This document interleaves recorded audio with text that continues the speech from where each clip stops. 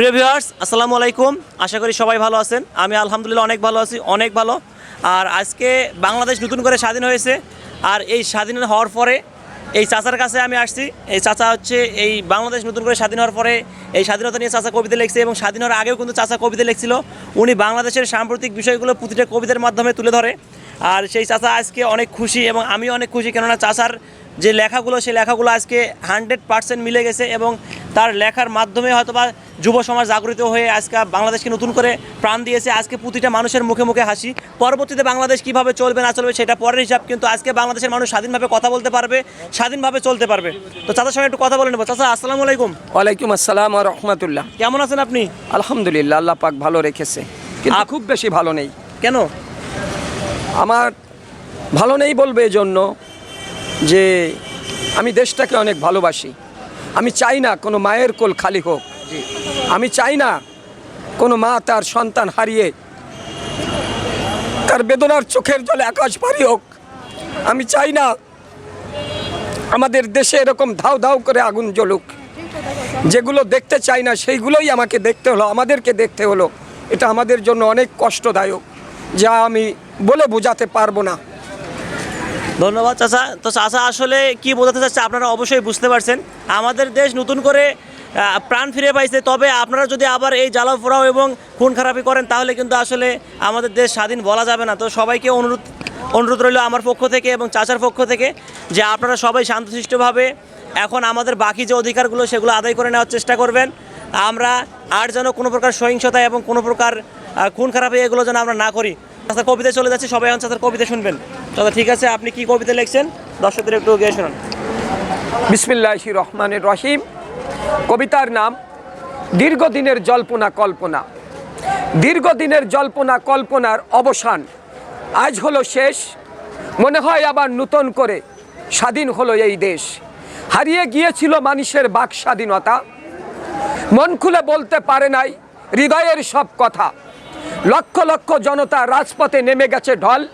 আমরা যাচ্ছি শহীদ চত্বরে, তোরাও যাবি চল।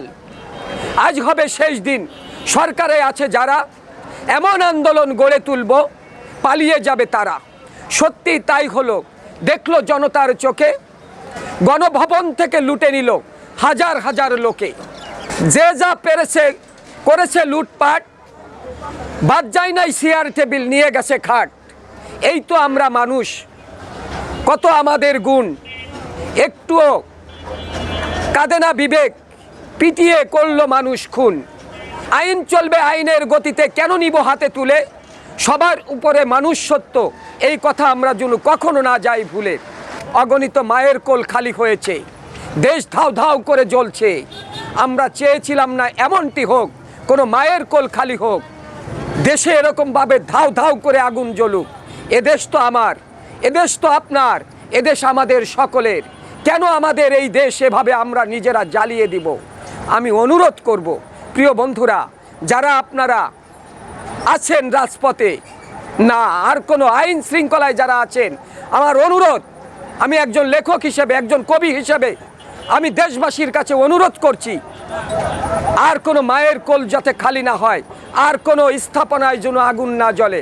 কারণ এইটা দেশের সম্পদ, এটা আমাদেরকেই কষ্ট করতে হবে, আমাদেরকেই গড়ে তুলতে হবে। অনেক শ্রমের বিনিময়, অনেক রক্তের বিনিময়, অনেক ঘামের বিনিময় আমাদের দেশটা এই জায়গা দাঁড়িয়েছিল। কিন্তু আর যেন কোনো আগুন না জ্বলে ধাউ ধাউ করে, আর কোনো মায়ের কোল কখনো যেন খালি না হয়, এই প্রত্যাশায়। তবে যাওয়ার আগে একটি কথা বলবো, আমরা হয়তো অল্প সময় 2-1 দিনের ভিতর দেখতে পাবো একটি তত্ত্বাবধায়ক সরকার, কিন্তু তিনি যখন নির্বাচন দিবে এমন কোনো যেন কেউ ক্ষমতায় না আসতে পারে আবার এই দেশের টাকা লুটপাট করে নিয়ে বিদেশে চলে যাবে। দেশের টাকা দেশে থাকবে, কোনো দুর্নীতিবাজের হাতে যেন এই দেশের ক্ষমতা কখনো না যায়। এটা থাকবে আমাদের সকলের প্রত্যাশা। আমরা সাধারণ মানুষ, আমরা বাঁচতে চাই, একটু শান্তি চাই। আমরা বিশাল বিশাল অট্টালিকার স্বপ্ন দেখি না, আমরা দেখি অতি সাধারণ জীবনের স্বপ্ন। তাই আমার অনুরোধ থাকবে, দেশের টাকা যেন কোনো দুর্নীতিবাজ দুর্নীতি করে বিদেশে না নিয়ে যেতে পারে। তাহলেই দেখবেন আমাদের দেশ আবার অল্প দিনের ভিতর ঘুরে দাঁড়াবে। আমরাও মাথা তুলে দাঁড়িয়ে সারা বিশ্বকে দেখাতে পারবো আমরাও পারি। এই প্রত্যাশায় নিয়ে বিদায় নিচ্ছি। সবাই ভালো থাকবেন, সুস্থ থাকবেন। আমি কবি মোহাম্মদ আজিজুর রহমান। আমার সাথে যোগাযোগ করতে হলে ফোন নাম্বারটা নিয়ে নিন, আর আমার লেখা বই পেতে হলে এই নাম্বারেই যোগাযোগ করবেন। আমার একটি চ্যানেল আছে, চ্যানেলটার নাম প্রিয় জন্মভূমি। ফেসবুক পেজ, ইউটিউব দুই জায়গায় লক করলে পাবেন। আর ফেসবুকে পেজে যখন যাবেন, প্রিয় জন্মভূমি লিখে সার্চ দিবেন। ফোন নাম্বারটা নিয়ে নিন 01949549456। আমি আবারও বলছি 01949549456। সবাই ভালো থাকবেন। দেশের সকলের জন্য দেশের মঙ্গল কামনা চেয়ে বিদায় নিচ্ছি।